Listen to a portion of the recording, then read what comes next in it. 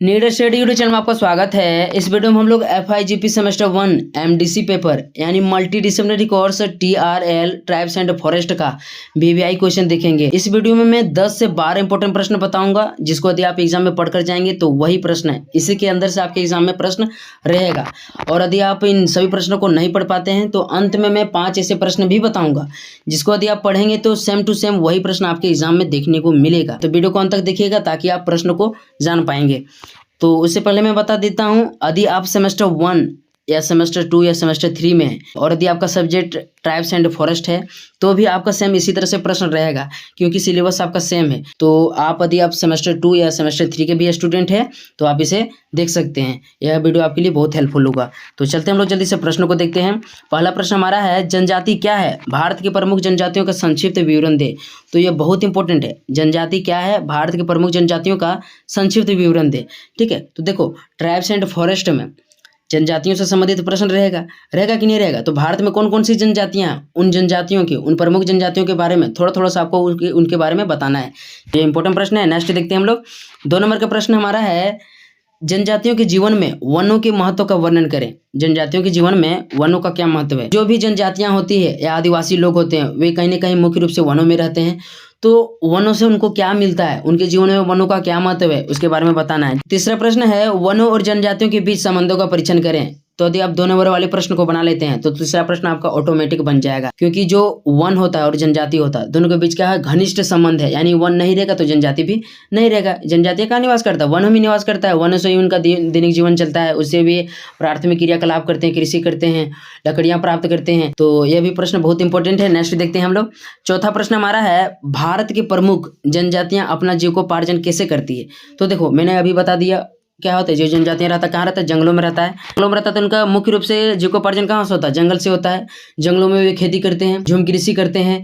इसके अलावा क्या करते हैं? वे पशुओं को चराते हैं, उनसे उनका जीविकोपार्जन होता है। इसके अलावा जो भी मतलब हस्तशिल्प होता है, जैसे वनों में कुछ लताएं पाए जाता है, उन लताओं से क्या होता है? लताओं से वे हस्तशिल्प कुछ कलाओं का निर्माण करते हैं, कुछ टोकरियों का निर्माण करते हैं, या कुछ भी जो भी होता है मतलब हस्तशिल्प जो हाथों से बनने वाला होता है, बांस हो गया, इनसे वे वस्तुओं का निर्माण करते हैं और उनको बेच करके अपना दैनिक जीवन चलाते हैं।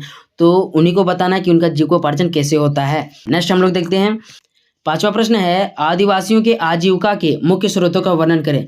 तो जितना भी प्रश्न बता रहा हूँ कहीं ना कहीं एक दूसरे से रिलेटेड है। देखो जो भी आजीविका है, तो आजीविकापार्जन के लिए आदिवासी जो भी करेंगे, ठीक है, या जनजातियां जो भी करेंगे, कहीं ना कहीं उनका मुख्य स्रोत होगा। जैसे देखो इसमें मुख्य स्रोत के रूप में क्या हो जाएगा? पहला तो कृषि हो जाएगा। ठीक है, पहला क्या हो जाएगा? कृषि हो जाएगा। दूसरा क्या हो जाएगा? पशुपालन हो जाएगा। तीसरा हो जाएगा हस्तशिल्प हो जाएगा। इसके अलावा अन्य बहुत सारे आजीविका के स्रोत है जिससे आदिवासियों का जीवन यापन होता है, उन्हीं को बताना है आपको। तो यह हमारा 5वां प्रश्न था। नेक्स्ट देखते हैं हम लोग। 6ठा हमारा है, आदिवासियों की वन अधिकारों का वर्णन करें। आदिवासियों के वन अधिकारों का वर्णन करें। तो यह बहुत इंपॉर्टेंट प्रश्न था। नेक्स्ट देखते हैं हम लोग। 7वां प्रश्न है, वन कानूनों ने आदिवासियों के जीवन को कैसे प्रभावित किया, वर्णन करें। तो देखो वन कानून जो आया, वन कानूनों के चलते क्या हुआ? बहुत सारे वनों को कटाई होने लगा। इसके अलावा बहुत सारे विकास कार्य होते हैं, विकास कार्यों के दौरान वनों को काट दिया जाता है। कृषि विस्तार के दौरान, सड़कों के निर्माण के दौरान, अन्य बहुत सारे ऐसे चीज होते हैं जिनके निर्माण के दौरान वनों को काट दिया जाता है। ठीक है, तो वन कानून आने के बाद आदिवासियों के जीवन में क्या प्रभाव पड़ा, क्या नुकसान हुआ, कैसे प्रभावित हुए, ठीक है, उन्हीं प्रभावों को आपको लिखना है। नेक्स्ट देखते हैं हम लोग। 8वां प्रश्न हमारा है, भारत के वन अधिकार अधिनियम 2006 के बारे में संक्षिप्त विवरण दे। तो इसको VVI में लिख लीजिए। यह प्रश्न आपके एग्जाम में आएगा तो आएगा, इसको लिख लीजिए तो लिख लीजिए। ठीक है, क्या है प्रश्न? वन अधिकार अधिनियम 2006 के बारे में संक्षिप्त विवरण दे। भारत के वन अधिकार अधिनियम 2006 के बारे में संक्षिप्त विवरण दे। नेक्स्ट देखते हैं हम लोग। 9वां प्रश्न हमारा है, भारत में जनजातियों की मुख्य विशेषताओं का वर्णन कीजिए। भारत में जनजातियों की मुख्य विशेषताओं का वर्णन कीजिए। तो जो भी भारत में जनजातियां हैं, बहुत सारे जनजाति लोग हैं, जैसे मुंडा जनजाति हो गया, संथाल जनजाति हो गया, इसके अलावा भील जनजाति, बहुत सारी जनजातियां, उन्हीं जनजातियों की कुछ मुख्य विशेषताओं को बताना है। जनजातियों की अलग भाषा होती है, अलग संस्कृति होता है, अलग रीति रिवाज होता है, अलग खान पान होता है, अलग पहनावा होता है, उन्हीं को आपको बताना है विशेषता के रूप में। 10वां प्रश्न है, वन कानून क्या है? भारत के वन कानून का वर्णन करें। तो यदि आप आदिवासियों के वन अधिकारों को पढ़ लेते हैं, वन कानूनों ने आदिवासियों के जीवन को कैसे प्रभावित किया उसको पढ़ लेते हैं, तो कहीं ना कहीं आपका यह भी प्रश्न बन जाएगा। तो इसको भी देख लीजिएगा, वन कानून क्या है, भारत के वन कानून कौन कौन से है उसके बारे में आपको बताना है। बहुत इंपॉर्टेंट प्रश्न है। नेक्स्ट हम लोग देखते हैं 11 नंबर का प्रश्न क्या है, भारत के विभिन्न जनजातीय आंदोलन का संक्षिप्त विवरण दे। तो देखो जो आपको ये प्रश्न दिख रहा है, ठीक है, यह आपके सिलेबस से बाहर है, लेकिन इस प्रश्न को आपको पढ़ना है। क्यों पढ़ना है? क्योंकि आपके एग्जाम में किसी प्रकार से भी प्रश्न आ सकता है, यानी कि सिलेबस के बाहर भी एक आध प्रश्न आ सकता है। जानकारी रहेगा तो आप एग्जाम में अच्छी तरह से लिख पाइएगा। तो भारत में बहुत सारे जनजातीय आंदोलन हुए हैं, जैसे मुंडा विद्रोह हो गया, संथाल विद्रोह हो गया, हुल विद्रोह हो गया, इस प्रकार से बहुत सारे विद्रोह है, उनके बारे में आपको थोड़ा थोड़ा सा जानकारी ले लेना है और तैयारी कर लेना है। नेक्स्ट हम लोग देखते हैं 12 नंबर का प्रश्न क्या है, संक्षिप्त टिप्पणी लिखें। 12 नंबर का प्रश्न क्या है, निम्नलिखित पर संक्षिप्त टिप्पणी लिखें या निबंध लिखें। पहला क्या है, वन संरक्षण अधिनियम 1980।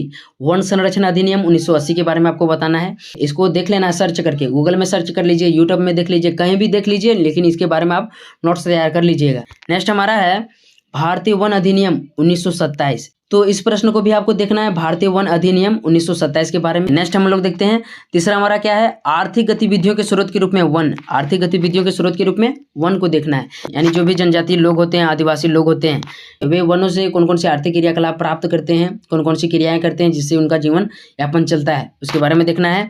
नेक्स्ट हमारा है वनोन्मूलन। तो देखो वनोन्मूलन को क्यों दिया, यह भी आपके सिलेबस से बाहर है, इसको देख लीजिएगा। तो देखो वनोन्मूलन का मतलब है वनों की कटाई या निर्वनीकरण। तो वनों की कटाई के कारण जनजातियों के जीवन में क्या प्रभाव पड़ता है, वनों की कटाई के बारे में आपको देख लेना है, ठीक है। इससे आपके एग्जाम में प्रश्न आ सकता है, क्योंकि ट्राइब्स एंड जो फॉरेस्ट है कहीं ना कहीं वन और जनजातियों से संबंधित है, तो इससे आपके एग्जाम में प्रश्न आ सकता है वनोन्मूलन से संबंधित, इसको देख लीजिएगा। 5वां क्वेश्चन है चिपको आंदोलन, इसको VVI में लिख लीजिए। चिपको आंदोलन से संबंधित एग्जाम में प्रश्न आते रहता है, ठीक है। तो देखो चिपको आंदोलन जो हुआ था यह कहाँ हुआ था, उत्तराखंड के चमोली डिस्ट्रिक्ट में हुआ था। चिपको आंदोलन के प्रणेता या जो संस्थापक हैं सुंदरलाल बहुगुणा को माना जाता है। इन्होंने पेड़ों के बचाने के लिए, या जो भी वहाँ के लोग थे, उन्होंने पेड़ों को बचाने के लिए पेड़ों से चिपक जाते थे और पेड़ों को काटने से रोकते थे। पेड़ों से चिपक जाते थे, पेड़ों को चिपकने के कारण जो यह आंदोलन था, इसको चिपको आंदोलन का नाम दिया गया। तो चिपको आंदोलन के बारे में आपको एक बार देख लेना है, इनके बारे में आपको जानकारी मिल जाएगा। नेक्स्ट हम लोग देखते हैं, तो यही हमारा आखिरी प्रश्न था। अब हम लोग कुछ इंपॉर्टेंट प्रश्न को देख लेते हैं। जो भी प्रश्न मैंने बताया सभी इंपॉर्टेंट प्रश्न है।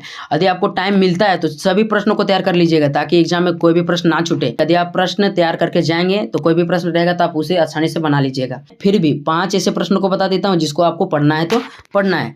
तो चलते हम लोग जल्दी से उन सभी 5 प्रश्नों को एक बार देख लेते हैं। तो देखो आपको क्या पढ़ना है, पहला प्रश्न पढ़ना है, जनजातियों के जीवन में वनों के महत्व का वर्णन करें। इस प्रश्न को पढ़ लेना है, बहुत इंपॉर्टेंट है, इसको पढ़ना है तो पढ़ना है। नेक्स्ट हम लोग देखते हैं, अगला पढ़ना है आदिवासियों की जीविका के मुख्य स्रोतों का वर्णन करें। या ऐसा भी प्रश्न हो सकता है, आदिवासी लोग जो होते हैं वनों से किस प्रकार से अपना जीविका ग्रहण करते हैं, जीविकोपार्जन करते हैं, उसके बारे में बताएं। तो इसको भी VVI में लिख लीजिए। नेक्स्ट देखते हैं हम लोग, अगला है आदिवासियों के वन अधिकारों का वर्णन करें। यह भी बहुत इंपॉर्टेंट है। नेक्स्ट देखते हैं हम लोग, इसको भी देख सकते हैं 7वां प्रश्न, यह भी बहुत इंपॉर्टेंट है।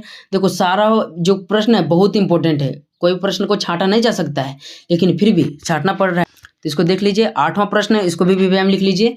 भारत के वन अधिकार अधिनियम 2006 के बारे में संक्षिप्त विवरण दे।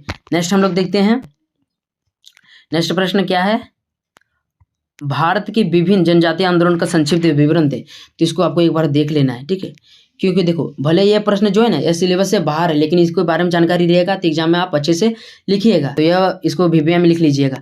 इसके अलावा आपको क्या पढ़ना है, जो भी मैंने यहाँ 5 पॉइंट दिया है संक्षिप्त टिप्पणी, इन सभी को आपको देख लेना है। इससे आपका एक टॉपिक जरूर जो पूछा जाएगा, इसको देख लीजिएगा। नेक्स्ट वीडियो में मैं एक मॉडल पेपर भी प्रोवाइड करवाऊंगा कि आपका किस प्रकार से मॉडल पेपर में प्रश्न रहेगा, ठीक है, उसको दिखाऊंगा।